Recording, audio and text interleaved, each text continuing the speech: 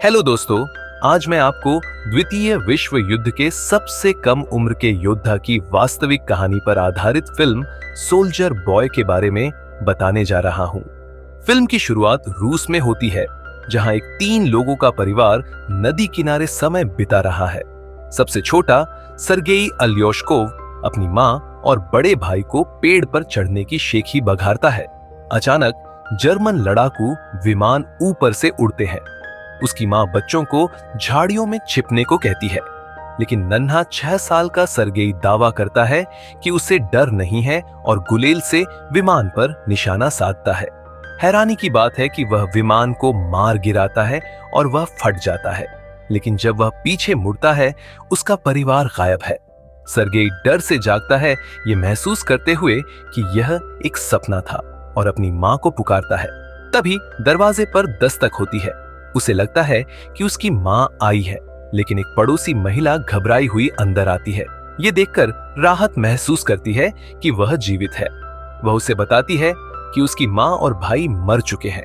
Sergei यह समझ नहीं पाता और घर में अपनी मां का इंतजार करना चाहता है, लेकिन महिला उसे चेतावनी देती है कि जर्मन हमला कर रहे हैं और उसे भाग जाना चाहिए। तभी कुछ सैनिक उनके घर की ओर आते हैं।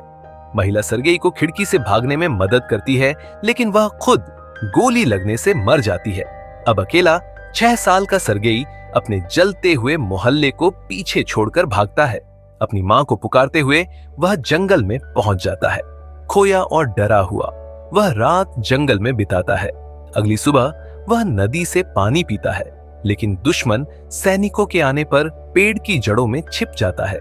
पास में एक सांप आता है, लेकिन सर्गेई सैनिकों से ज्यादा डरते हुए चुप रहता है।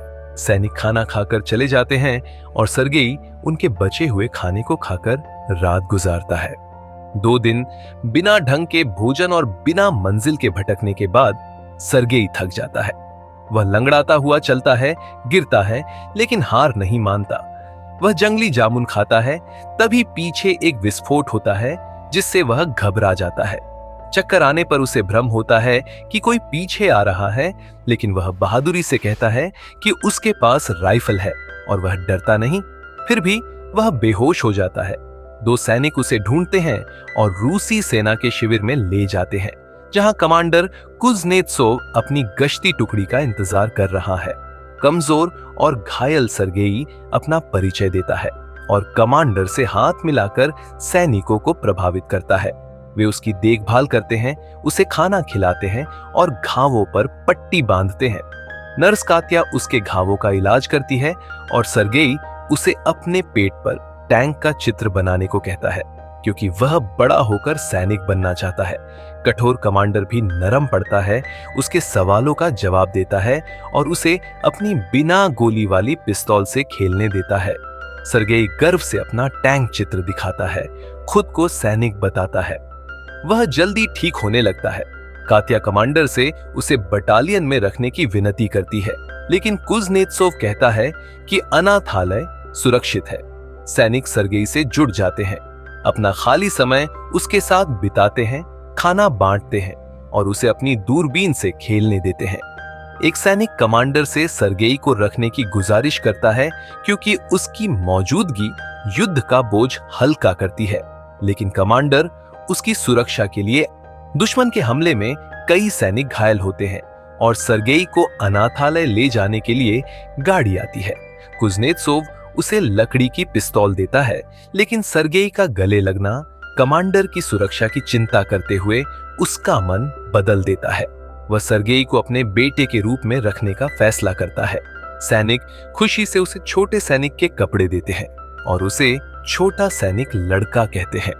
जर्मन हवाई हमले के दौरान सर्गेई को सुरक्षित जगह ले जाया जाता है, लेकिन वह मदद करना चाहता है। वह प्यासे सैनिकों को पानी लाता है और पढ़ना न जानते हुए उनके पत्रों की कहानियां बनाकर उन्हें हंसाता है। एक अंधे सैनिक को वह बताता है कि उसकी गाय सुरक्षित है, और जब सैनिक कहता है कि उसके पास गाय नहीं है, बाकी लोग हंसते हुए कहानी में साथ देने को कहते हैं। कात्या और कमांडर के बीच आकर्षण दिखता है, लेकिन वे अपनी भावनाएं जाहिर नहीं करते। सर्गेई खुद को बटालियन का ऑर्डरली बताता है। एक दिन वह हमले में मरे सैनिक का स्टेशन देखता है और कमांडर उसे मृतक को सम्मान देने के लिए टोपी उतारना सिखाता है। अगले दिन सर्गेई को पत्र बांटने का काम मिलता है, जिसे वह कुशलता से करता है और सैनिकों को नाचने के लिए कहता है। एक दिन वह दूरबीन से खेलते हुए घास के ढेर में किसी की टांग हिलते देखता है। वह बटालियन में लौटकर बताता है।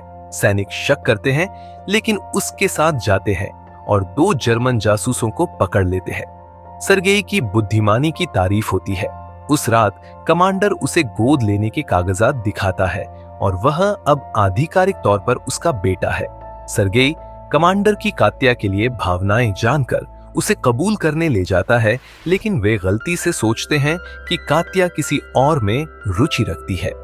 जर्मन फिर हमला करते हैं। सर्गेई पूरी ताकत से मदद करता है, सामने की पंक्ति में गोला बारूद पहुंचाता है, लेकिन सैनिक उसे खतरनाक बताकर शेड में वापस भेजते हैं। वहां वह देखता है कि कर्नल से फोन का संपर्क टूट गया है। एक सैनिक तार ठीक करने जाता है और सर्गेई उसका पीछा करता है। घायल सैनिक से तार जोड़ने का तरीका सीखकर सर्गेई खुद इसे ठीक करता है, जिससे संपर्क बहाल होता है और सैनिक बुलाए जाते हैं। 6 साल का बच्चा सबकी जान बचाता है। बाद में कमांडर कात्या से नदी किनारे अपने प्यार का इजहार करता है और उसे सर्गेई की मां बनने को कहता है। कात्या खुश होती है, लेकिन तभी एक सैनिक कमांडर को पत्र देकर बताता है कि उन्हें नया बेस मिला है। अगले दिन सर्गेई सहित सभी नए बेस के लिए निकलते हैं, लेकिन रास्ते में माइनफील्ड में विस्फोट होता है, जिसमें कमांडर घायल होता है और सर्गेई का करीबी ऑर्डरली मर जाता है। सर्गेई रोते हुए कमांडर को गले लगाता है। वे घायलों को साथ ले नए बेस पहुंचते हैं। वहां जनरल, कमांडर का नेता, सर्गेई की महत्वाकांक्षा से प्रभावित होता है और कमांडर को बधाई देता है। अगले दिन उनकी डिवीजन को गार्ड्स बैज मिलता है और सर्गेई को भी। वह देश बचाने का वादा करता है। एक रात बेस पर भयानक हमला होता है और कमांडर मलबे में फंस जाता है। सर्गेई अपने पिता के लिए रोता है और उसे बचाने की कोशिश करता है। अन्य सैनिक कमांडर को निकालते हैं। अगले दिन सर्गेई घायल कमांडर से मिलता है, जिसे बचाने की कोशिश में उसके हाथ घायल हुए हैं। अब वह टीम का अटूट हिस्सा है। उनके बिना उसका कोई परिवार नहीं। फिल्म का अंत बटालियन के नए बेस की ओर बढ़ते हुए होता है। पृष्ठभूमि में आवाज बताती है कि सर्गेई स्टालिनग्राद की लड़ाई में शामिल हुआ और सैनिकों के साथ पोलैंड पहुंचा। वह दुनिया का सबसे कम उम्र का सैनिक कहलाया और उसकी बहादुरी की कहानी पूरी दुनिया में फैली। ऐसी और वीडियो के लिए सब्सक्राइब करें, नोटिफिकेशन चालू करें और चैनल को सपोर्ट करने के लिए लाइक करें। देखने के लिए धन्यवाद।